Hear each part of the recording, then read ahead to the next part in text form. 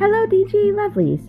This is Neisha M, your geek mom, and welcome to another episode of Diversely Geek Discusses, a space between planes where fans explore the meaning of being geek, learn what it means to identify and embrace your inner geek, and how connecting with geeks across the globe can help us on our journeys to transforming our fandom passions into positive action. Hello, DG Lovelies, and welcome to tonight's episode, or today, or whatever time of the day it is episode for you.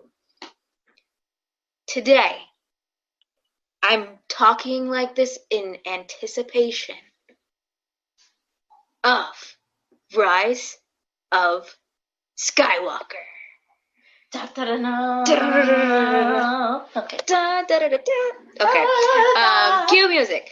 Anywho, so joining us today, we have the fabulous, the wonderful, the beautiful, the perfect Mollee and Richard. You can both let us know who you are. Hello. Hi. So I'm Mollee Marcus. I love participating in all the Diversity Geek Discusses and Man Bites Media. I'm also an aspiring illustrator and author, so working on some things. So happy to be here. And a huge Star Wars fan. And I'm Richard, the nerdy chap. You've heard me on Man Bites Media. And Star Wars, definitely my jam. And I love to talk about all the religious implications as well as just the awesomeness of Star Wars. And yes, it's Celebration Weekend. Things are being dropped. New info's coming out. And that's what we're going to be talking about. Okay. And then we also always have the resident DG mom. Neisha, I'm your geek mom. Why, hello. That's my just Mrs. Doubtfire voice. This is Neisha M, your geek mom, co-founder of Diversely Geek. And today I get to be a guest on the show. Yeah, it's me, Joe, LifeIntotheWest. Sorry about that. But you know who I am already, so it's fine. I'm going to be kind of moderating a bit tonight for our fantastic guests, just because, I love Star Wars and I have a lot to say, but I'm going to hold back so that we can have like a multi-generational sort of correspondence going on now. So can we just start by saying, holy cow? Like, what were everyone's immediate first reactions to seeing the video, the trailer? I immediately squeed and I cried. Because I was just so happy. You cried? Okay, that's one. Yeah. Nerdy chap? My thing is that I was definitely enjoying it. I was very happy to see the return of a character in the pilot seat. And we'll definitely get into that. And also, I squeed, I think, the most when I heard a certain voice at the end, because I'm like, oh, he's back. Yeah, I think there was a collective universal squee all at the same time. The universe resounded with the sound of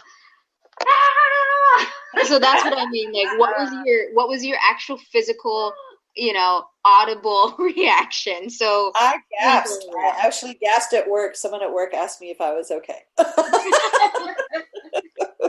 I will admit that I can't say what I say over the channel and everything for the sake of censoring, and I am a man of the cloth, but I definitely kind of got a holy you-know-what come out of my mouth the instant I heard the voice at the end of the trailer. A very stifled, like, oh, like that sense of that both of like, wow, it's happening, but at the same time, I don't want to scream too loud to where my wife is concerned about my health and well-being. And how about you? I wasn't like that whatsoever, because my compatriot today was my son, who was thankfully here to keep me on track with everything Star Wars Celebration. And how did we react? It was this mutual, I don't even know, like, so well orchestrated what happened. I was watching in one room, you were watching in the other room. Next thing we know, we're both like, scream! Meanwhile, I was not seeing anything live, so I got a call about it, but it was great. It was great to hear that everyone was so excited, honestly, because that excitement I feel like hasn't really been there for the Star Wars fandom in quite some time. And speaking about that excitement with Star Wars fandom, now Star Wars is such, a long-lasting. Honestly, it's an experience, but it's so immersive and it's so expansive that it really does become part of your life, and it definitely, I know with us has influenced our ethos and our personalities and our viewpoints. So my question, my first, I guess, question for everyone is kind of, what was your first experience with Star Wars, and how did that really shape your view of fandom? Because I know we have some different ages going on here, so our first experiences are going to be a little different. Mm-hmm. Who do you want to go first? You can start, Molly. You and I. Let's go by age, shall we? Yeah. So, in true transparency, I am 51. In 1977, I was that age. So I was young. We went with our whole entire family, uncles, aunts, cousins, brothers, everybody. Wow. We sat in a certain row, and as soon as the curtains opened, because they used to do that back in the day in the movie theaters, yes, we're sitting there, and there's this giant screen, and all of a sudden we hear, I'm like, oh my God! And then from that point, I was like so enthralled. And at first I was holding my hands over my eyes, like, oh my God, what is that? What is that? It's so scary. And then I realized, oh my God, I really, really, really dig this character. And it was just so amazing to me. I think that movie affected my entire life at that junction, at that time. I must have been like 11, 12, somewhere in there. And my cousins and my family, we talked about it for weeks. We talked about how did they do that with the effects, and did you see that chessboard? Wouldn't you want that chessboard? So like just the enthusiasm, and of course I was also I was still very much into my Doctor Who, my fourth Doctor at that point too. So it was like this clash of fandoms for me. You had the sci-fi from, oh my God, Star Wars, and you had the sci-fi from Doctor Who, and then it just kind of like kerblam, and then my mind was just blown. So that's pretty much how that affected me these days. So I'm a little bit older than you, so I think I was 11 at the time. And the craziest thing is, I was thinking about it today, because you myself and our lovely friend Lee all went crazy on Messenger together when we all watched it, right? So yes. Oh my God, the three of us went crazy on there. And somehow, out of nowhere, somehow many years later, I actually recalled where the heck I was sitting in the movie theater when I saw this for the first time. I have no idea how I recalled it, but it did. It was a completely different paradigm at the time for us to go and watch a movie like that. And I always went with the family, same as you. And I remember thinking, all these words. Yes. Wait a minute, all these words. Wait, what? I don't expect that. Wait, we can't start quick. Wait. Because there's no way to go back and see it again, right? Unless you saw the movie. You're like, wait, I was like, okay, so in a star, in a galaxy, far, okay, and that's what I remember. I remember doing that, and I was just so caught up in it. And I'm like, the next thing you know, all of a sudden, you are introduced straight into the cinematography and the filmography, Yeah, no, I was a fan. If I understood what fandom was at the time, then I would say yes, I was a fan right away. In fact, yeah. I was going to say, my brother and I were so enamored with it all. We wanted all the toys, but we also wrote in with our self-addressed stamp envelopes, and we were part of the Star Wars fan club for years. Yes. Wow. Absolutely. And how about you, Nerdy Chap? Okay, well, for me, I did not have that, as far as New Hope goes, I did not have that movie theater experience. I was born in 1979, March of 1979. So, knowing that, I was more of the kid who experienced on TV. So, yay. So, like, when they used to kind of do, like, replays on, like, CBS or ABC and stuff, and yes, the movie was kind of edited and all. But at the same time, my family got HBO, and cable was new at the time. And I think HBO, the movie that would come on every now and then would be Empire Strikes Back, and also maybe New Hope. And that was my one way of kind of being introduced to it.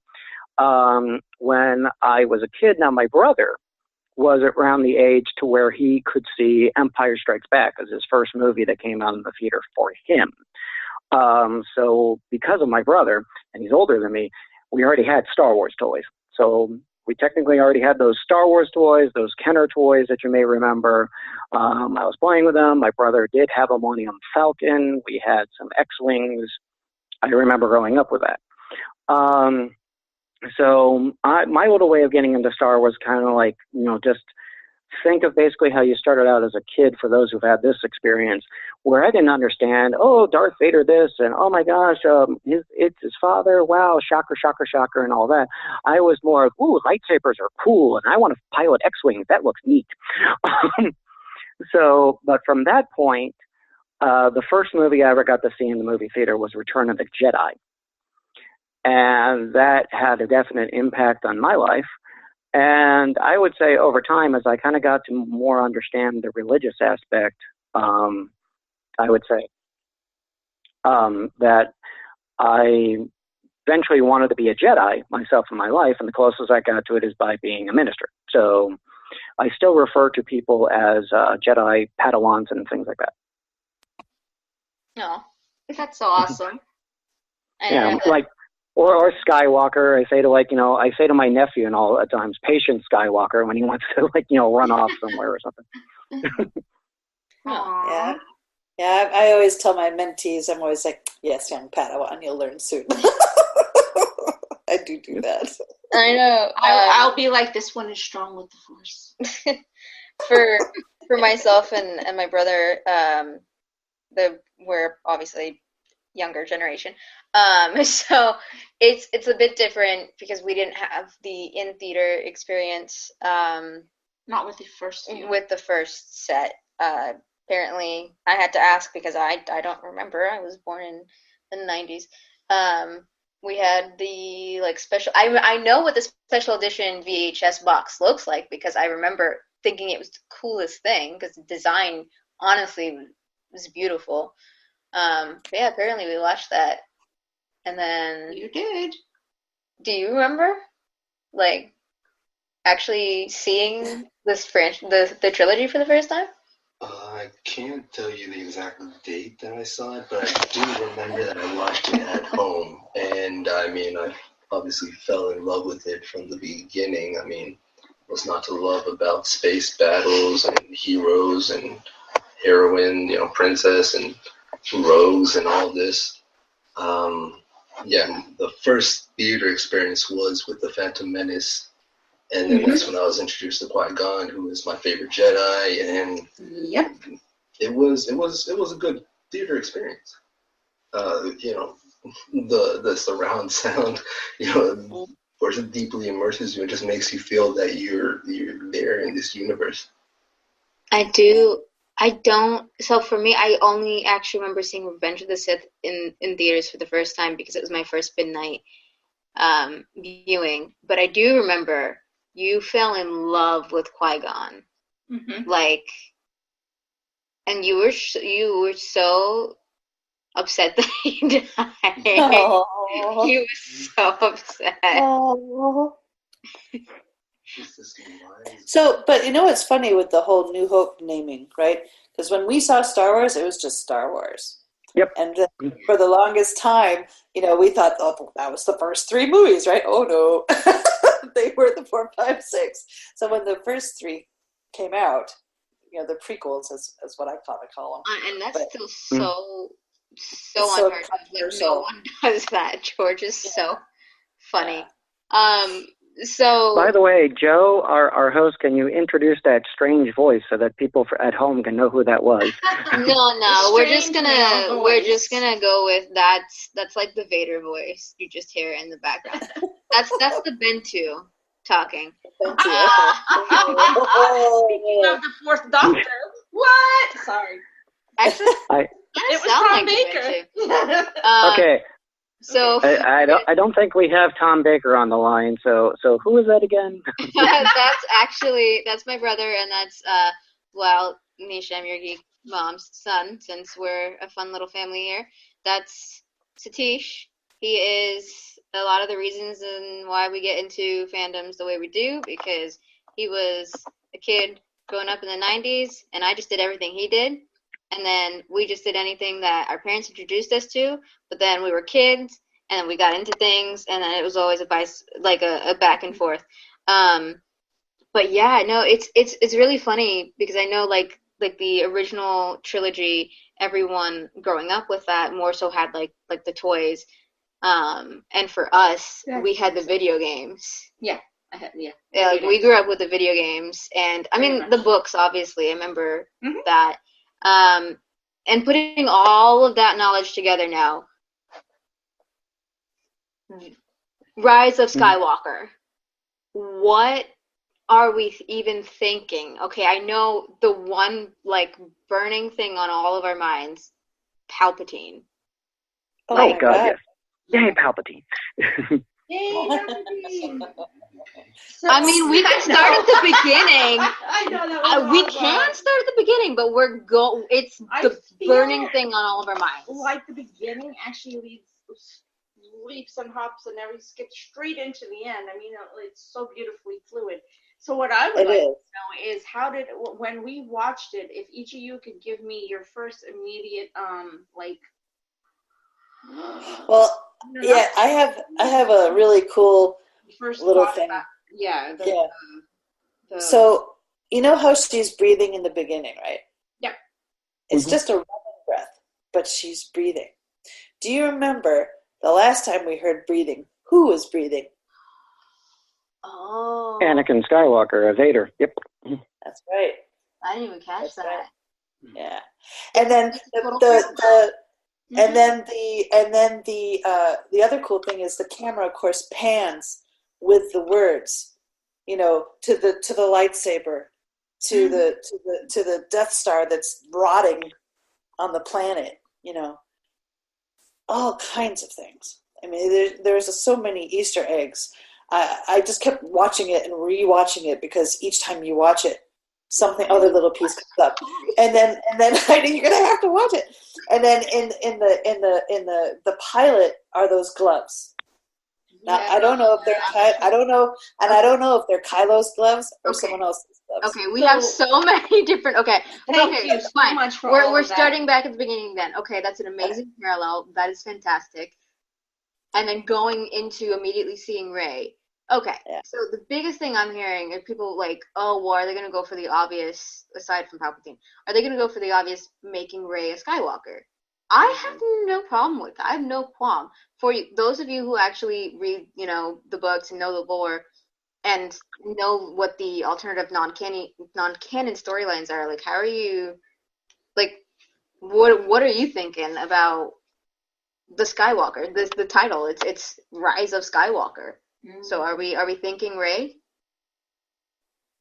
I mean, it leads you to think that way, but that doesn't mean that's true. I'll just say that. I mean, to your point earlier, I think it could be a philosophy, right? You got Luke; he's in Ghost Jedi form. He's saying, "I'm still here with you." Maybe it's the rise of the good side of the Force's philosophy is still alive. Maybe it's the rise of Leia, because we all know that Carrie leaves the earthly plane. And we don't know. We've always believed that the Skywalker that inherited the mastery and who was the strongest of all of the Jedis, we always have been told that it was Luke. Well, suppose it ends up being Leia in the long run. Just putting it out there. I like that. I like that idea. I mean, yeah, it could be wrong. Just thinking. No, but I like that idea. So, what flashed across your mind when you were seeing it, Richard? Satish? Are you saying in a sense of what speculation that we can derive from that? And just be prepared. This is Richard. Speculation is going to be aplenty. They can go. Well, the thing is that's I don't want to go with speculations, because the thing is that I myself have been trying to be really diligent not to read up any of the multiple fan theories that are still out there on YouTube, and some of the people dissing Episode 9, some of the people who are praising it already, and so I'm trying to leave myself as open? Like simplistic as possible. Yes, open, because I think the biggest thing in which we learned from Episode 8 is so many people were caught up with fan theories that when they did not happen, that's why there was a lot of rage. People were like, no, there should be an answer, there should be an answer, there should be an answer. And I think with the denial of the answer taught us something profound of just go into the movie clear. Don't try and speculate everything to the nth degree. Just go in and enjoy, and whatever happens, happens. So I'm trying to do that. And anything in which I speculate, I want to actually have evidence that I can go, this is what I clearly see, and not just random thing out of nowhere. Okay, so then on the flip side, isn't your brain going, oh my God, but what if? Oh my God, what if that? My brain is already going on a what if. Like, there's one thing in which I've kind of already thought of, but again, my whole thing is I don't want to say something where some people are like, oh my God, I so expected that, and then I disappoint. No, which is why I'm going to do instead that I'm sticking with what I see in there. In the trailer, what I see is basically Rey definitely has her lightsaber. So what I feel, my general feeling of that when I saw that first image, with her being able to do the cool stunt that she does, is, as far as timeline, like people are going like, what time is this immediately happening? And I'm thinking of Return of the Jedi, when Luke kind of came back already as a master. We didn't need that. How did he become that? It's just more of green lightsaber shows up, was up.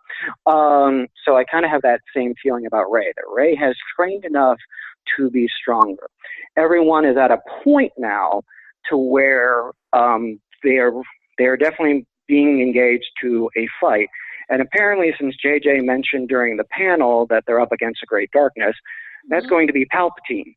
What form he shows up in, I don't know. Anyone can range this thing of like Snoke was a clone all along to it's a Sith spirit of Palpatine. I don't know. I don't want to go down the rabbit trail. All I know is what we got. Let's go with that and see what develops when it comes to the actual full trailer. So, I don't know a lot. And I like it that way. But then, my brother comes in and is like, well, I mean, it could be this. Because I know you two, like, both know back to, Knights of the Old Republic. So it's more of, I guess it's less of a speculation and more of, oh, well, how are we connecting the dots? Like, is there actually a connection there? I didn't even think about that. Yeah, it could be Palpatine not even in a physical form, which I think is something that you had thought about. Yeah, I remember at one point. I mean, did you think that perhaps it's the whole brother sister thing again with Kylo and her? Well, if so, and then Satish, you were just saying that it had been done before with the Sith. Which Sith? Officiant, I believe, was the name of Sith Emperor back before Knights of the Old Republic who transferred his essence, I suppose, into a being. Through the Force? Yes, through the Force. Ah. And in a sense, like reincarnated as his being. I mean, that would make sense. Like, I mean, yeah, I could totally see that. But now I'm just imagining, like, Palpatine floating around in, like, a mid-dimension, just laughing and cackling.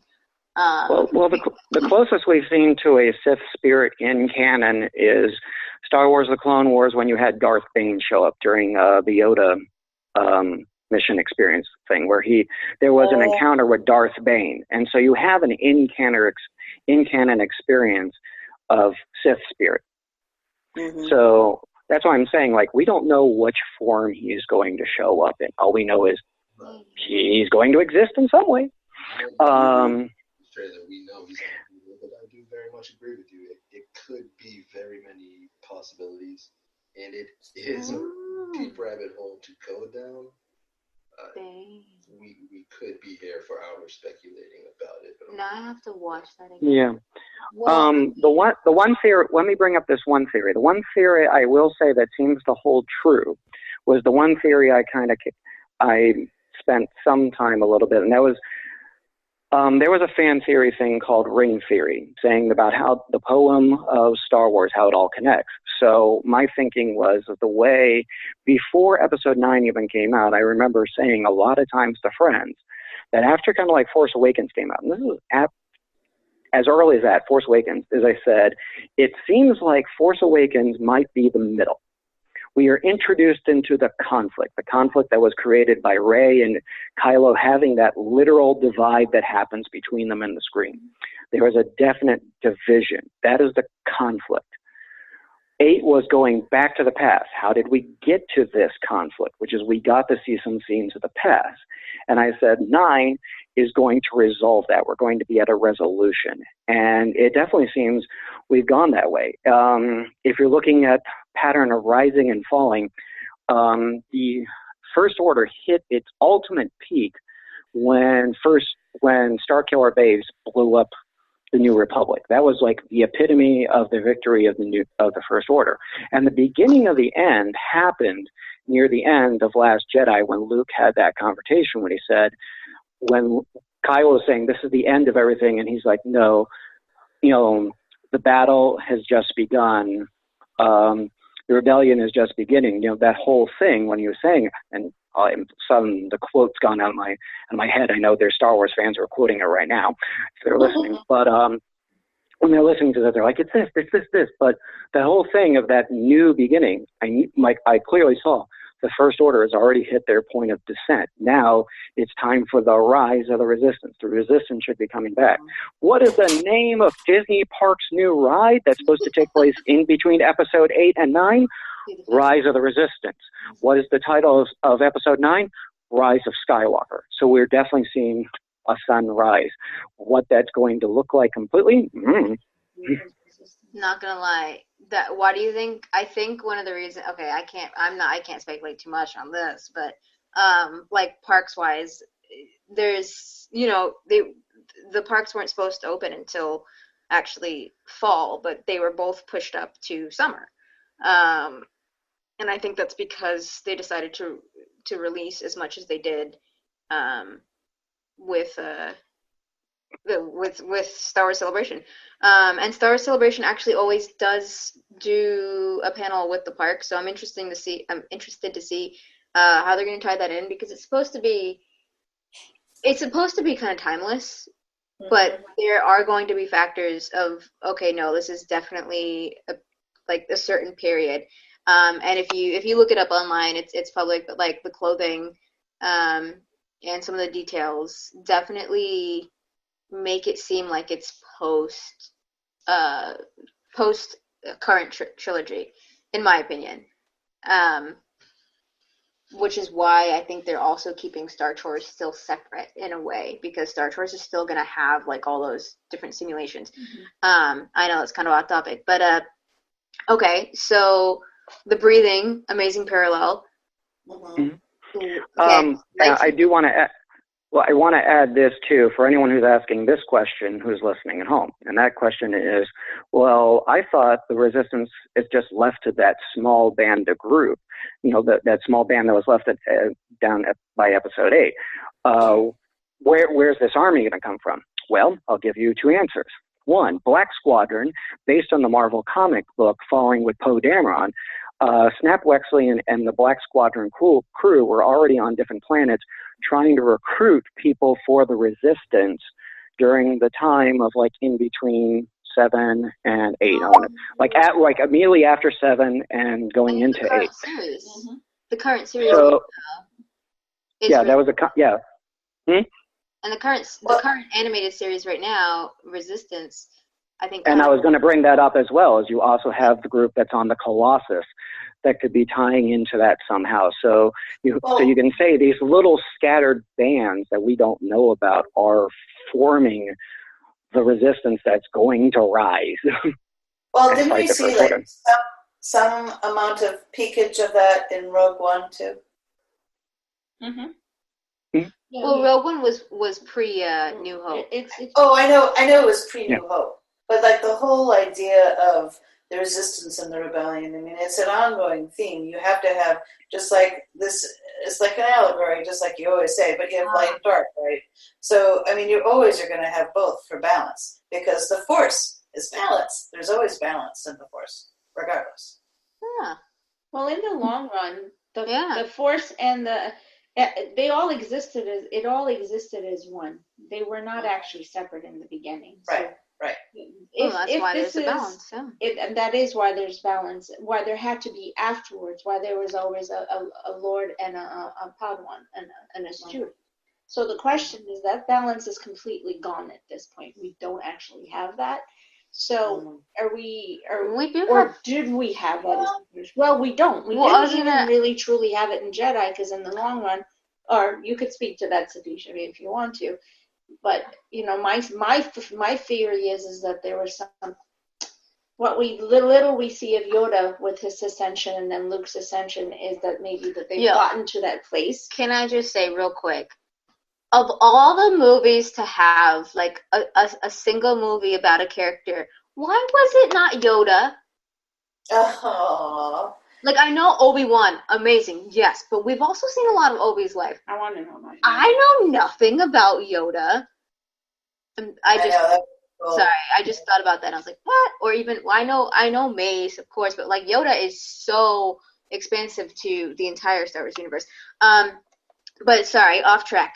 Back to the trailer. I was going to say that's all about the Disney Streaming Plus service. Let's see how well they do with their new content they're coming out with, and then there is going to be a lot of new content, and we definitely will have a podcast about the new content and we will be connection. So I was just going to finish what I was saying. Is my concept is that what we saw. You know how I said to you guys that from the moment that we see Rey. And it looks like one continuous fluid moment and breath. Yeah. And I did say that. It's so funny you said it, because I felt like I heard the breathing the entirety of it. And in my sense, I thought, okay, in this moment, there's no Force and there's no Sith. There's this, Jedi. Well, it's all one. That they had all come back together again, because that somehow I don't know. Maybe that it's all our own, what we think. Maybe at some point in life, it is supposedly the end. At some point in life, the goal would be that it would all come back and have created the full balance or the full acculturation of both parts. Been to but you don't think that there's still some dichotomy of balance with Kylo and Rey? No, I'm talking about at the end of all. Oh no, post episode 9. Yeah, post episode 9. Okay, gotcha. We're not there at all. God, no, we're in the middle of. I know I keep coming back to it, but lightsaber. Satish. Right. You cut through the light. I mean, that's what it means, right? You cut through the light. We know that she has the Skywalker. Loose. Yeah. This blue crystal. So we see in the trailer a lightsaber, so fairly certain that that is the crystal providing, the energy source or focus of the energy for this lightsaber that we see Rey using. Yeah. Okay, but like, isn't it the same one though? It was broken in half, so it could very well be the same one. The bottom does look exactly the same. I can't speak to the top half. Do we know anyone else's lightsaber in the Star Wars universe that looks similar? I would say no. And No, no, we're all thinking. I'm fairly unique. Yeah. Oh well, yeah. No, my thing is just I think it's been repaired somehow. How? But Yeah, I don't think that there's usually they're unique, like snowflakes. Yes, they are. I'm so. I've just been wanting to see her make her own. Wars. Which she could have made this as her own. I mean, and made it look similar. Had to have repaired it if it's the same. Which so is she's, part of the process of becoming a Jedi. Exactly. So yeah, you have to find your forged a crystal. bond. Right. Yeah. Attuned with the Force, with the crystal, to make it her own. Can't hear you, Sadie. Sorry, he's a little bit far away. Which would make sense. Rise of Skywalker. Now, how about Rey not even being the Skywalker and it being the philosophy? Right. Rise of Skywalker. How much? Are we expecting anything from Leia? Do we? Well, they took scenes. You didn't see? Yeah, that? they took. No, they had I saw that, but it's more of Yeah. like, what are we thinking? I mean, again, we don't need to speculate, but it's definitely like, what are we thinking in terms of what are they going to do to? Because we know that they're not, going to do CGI and how are we? Yeah, I think JJ has already said they're not doing CGI, nor are they recasting Leia in any way. So it's just based on all the excess footage they shot for during 7. So, which, I mean, knowing JJ, it's going to end up being brilliant, no matter how little footage they were able to piece together. But like, what does everyone feel like is a personal note that they'd like to see Leia's storyline end with? I mean, I want to see her powerful, a legacy that she passes. I know that she said something to Rey. You just know that she had passed something to her, and we want to. I want to know what that is. Because that look and everything else that they're in the ship, and that something was done. So I think that her legacy is just as important as Luke's, and I'd like to see that. I agree. Satish? Yes, she absolutely built a name for herself in the political world. So it was her code that was sent out, but it wasn't by her. Now that she is up and active, she will be knocking on some doors to get people going. That is what she does. So as far as how much of footage, her actually doing whatever, that's going to be dependent, but she's there. She's still very instrumental, and we're just going to have to see exactly how they tie that. Do you think that they're going to tie in like the book Leia storylines?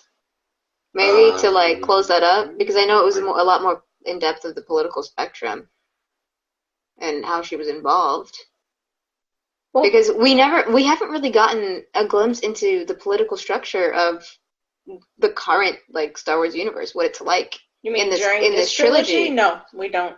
So I mean, I know we in get the movies, not really. In the books, absolutely. Yeah, it's completely in the books, which I get why, because it's not in the movies. But like, I personally would like to see like Leia go down, like not in history, but like specifically for everything she's done for the entire the galaxies through her reach of starting as ambassador.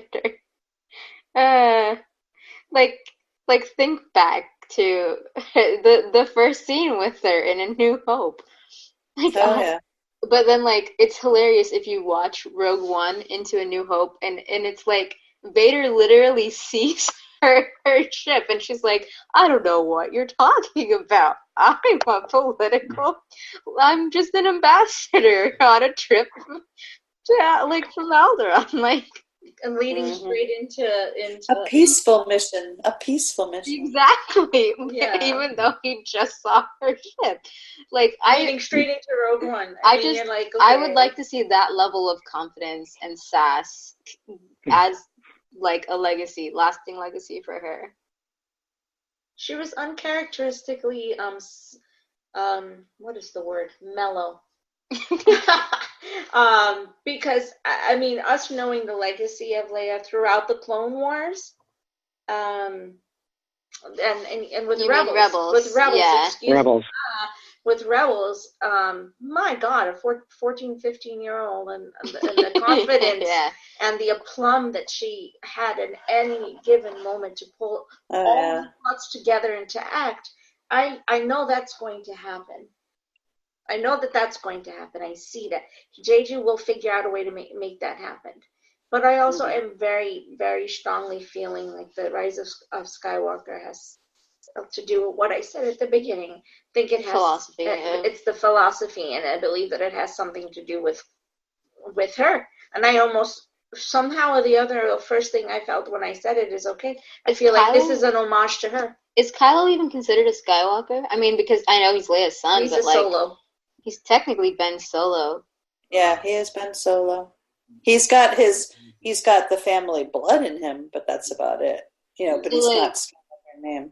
If we think about, the rest of casting lot, like, and the ensemble, I was thrilled, to see Kelly Marie Tran, even for a simple glimpse.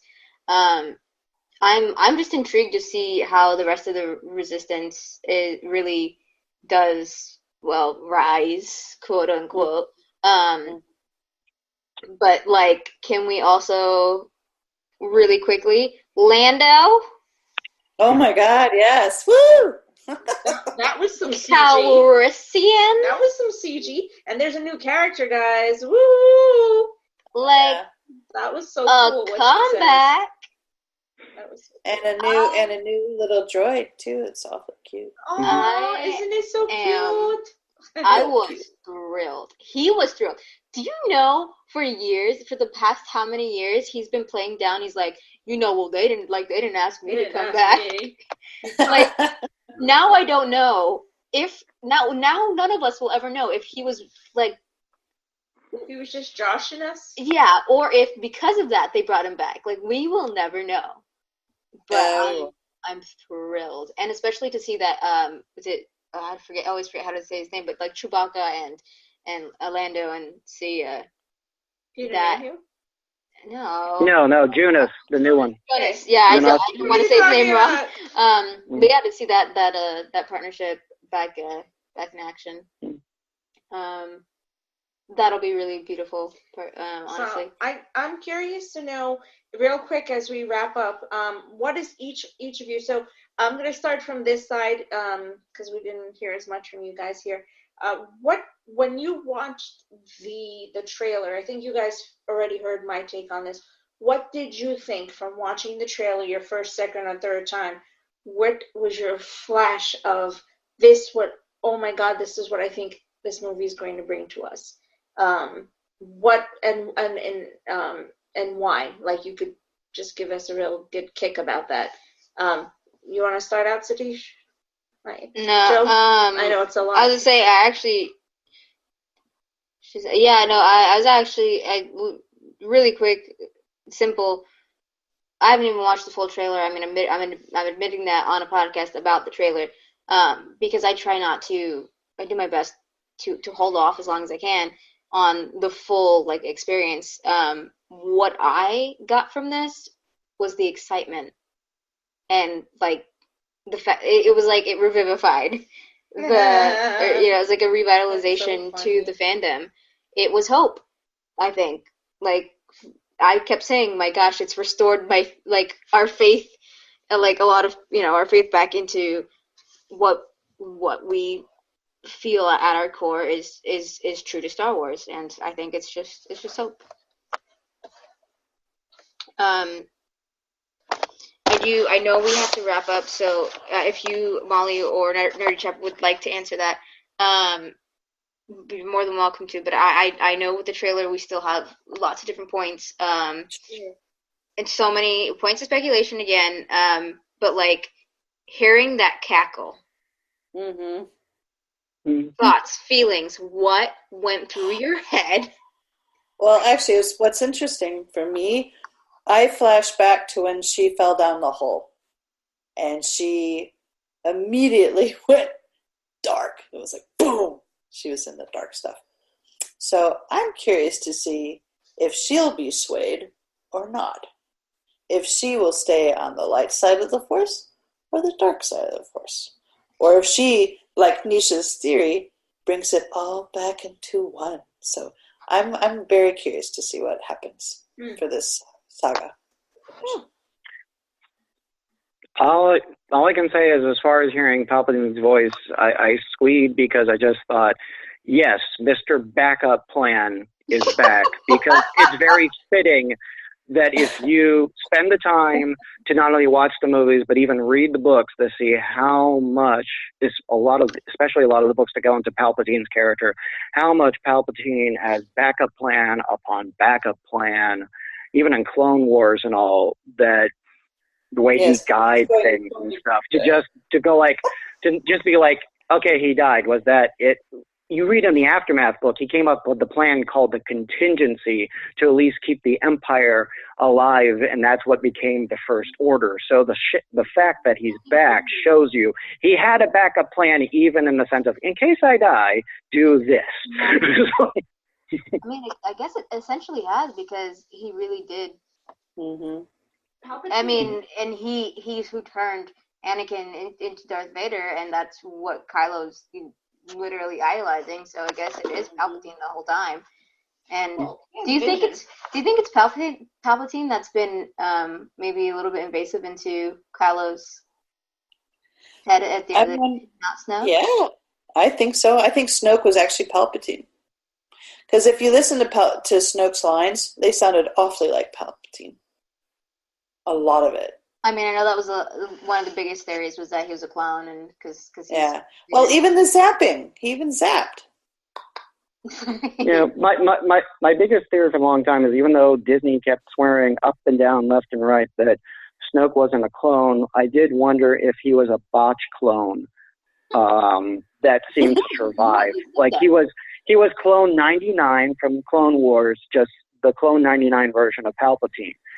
But because he had all those memories, that's how come he was able to retain power and be able to lead the First Order. Because I just kept thinking to myself, they're not just going to sway their allegiance to some rando. Now, granted, I haven't read The Last Jedi book, so I know apparently Snoke has a tiny backstory in the book to where he even knew Luke. But so there is some aspect to him of a character. But yeah, knowing that Palpatine is back in some way, that, like I said, that at least conveys to me that Mr. Backup Plan had a backup plan. That's about it. Well, I love the meme where he's looking at the clones coming through and he's like, yes, everything is going according to plan. Exactly. Do you think it could just end up being like just a flashback or something? Maybe. We'll have to see. We'll have to wait till December. Yeah. What was your reaction now when you heard the cackle? Who? Oh, Satish. Remember right there. Because I didn't even hear it. Excited, I suppose, is to just see what they're gonna do, like exactly for them to clarify, like and yeah, just. I mean, JJ ultimately, I think, made the decision. So I know you and Rich have been going back and forth for years now on, like, specifically Palpatine, and that's why I wanted to know, like, their reactions, Because I'm sure if they were in the same room, they'd like probably punch each other just out of excitement. Well, Yeah, not because really, that, but that Bosch clone theory. yeah. Oh my gosh. Okay. Just a bunch of us just like shaking each other back and forth, like, look, like, oh my God, it's Palpatine. Yeah, no, that would literally be the two of you if you together watched it for the first time. Okay. Hey, I was giddy when Ian McDermott actually voiced Palpatine in Rebels, the Star Wars series. When they brought him for that, I was like, yes. Yeah, I mean, like, finally, we have Ian McDermott doing the voice of Palpatine for the animated series. Yes. And you know, I know. he started to get so involved lately. I was just like, okay, maybe it's just because, you know, like the 40th and like, yeah, Rebels. Nah, they must have been planning this. Like, I'm sure they were. Okay. It's noteworthy that we don't see Hux, by the way. But then again, we don't see a lot of people, so we'll see. Yeah, I mean, that's very true. We could be not really even touching the First Order in this one. But again, speculations. Well, I won't reference the panel, but I will, except for one teeny thing that Daisy said, that because she had to ask JJ, they all had to keep asking JJ, so did you talk about this yet? So the only thing I'm going to reference is when she talked about the timeline, and she said, yeah, quite a bit of time has passed. That's all I'm going to say to you. I think that's the only thing they confirmed was that there was a time jump, right? That there's a time jump. Well, I read that it was a year. I read that it's more than a year. We don't know how much, but quite a bit of time sounds pretty, decent. Yeah. So. Yeah, I mean, there has to be. I think that's what they said. Like, there has to be a time. That was the only thing I remember hearing, like, as an official canon, that there was going to be an obvious time jump because they had to, like, reflect training and growth in the Resistance. Yeah, and a rotting, Death Star. Yeah, sure. Okay, so on my end, that really covers in terms of what we can cover in an hour. Thoughts on Rise of Skywalker. Thank you immensely for everyone being here and for all of you. Of course. Wrap up final thoughts. I mean, guys, how much were we reminded today that we love Star Wars? Oh, 100%, more than 100%. It made my day. Like, I think I genuinely forgot how much I love Star Wars until today. Again, like one thing I want to say. Well, one thing I really want to say real quick is not to be the Debbie Downer, but there will probably still be people who will rant and rave about Star Wars because there always seems to be that group, no matter what movie comes out. But for me, and it seems like for our panel, the love is strong. And that's why I said I don't want to speculate too much. I just want to see it. Oh, I know. That's my thing. Let me see it. Squeeze. Squeeze. We need to make like a little gif of like Nerdy Chat. Just like doing like that air jump squeeing. Yeah, my two hopes is, as far as episode 9, when you ask that question of like what's your hope to get out of this, I hope to get a fitting conclusion, and yes. I hope it's so emotional that I might break down in tears of joy. That would be the two things I'm hoping for. That would be amazing. Yeah, because I was gonna say we know that we're gonna break into tears as soon as Carrie Fisher graces. Yeah. Hopefully it's not going to be a trilogy ending cliffhanger that leaves us waiting for another trilogy. Oh, they better not. I'm just at this point. Oh my God. The outrage. The outrage is real. Again, we'll go into it with minor to no expectations. We have a full year? Half a year? Half a year. It's only half a year. I forget, like, it's 8 months away. Star Wars doesn't need like a full year of prep for marketing because it's Star Wars. So, exactly. gosh, that means they're gonna be changing things.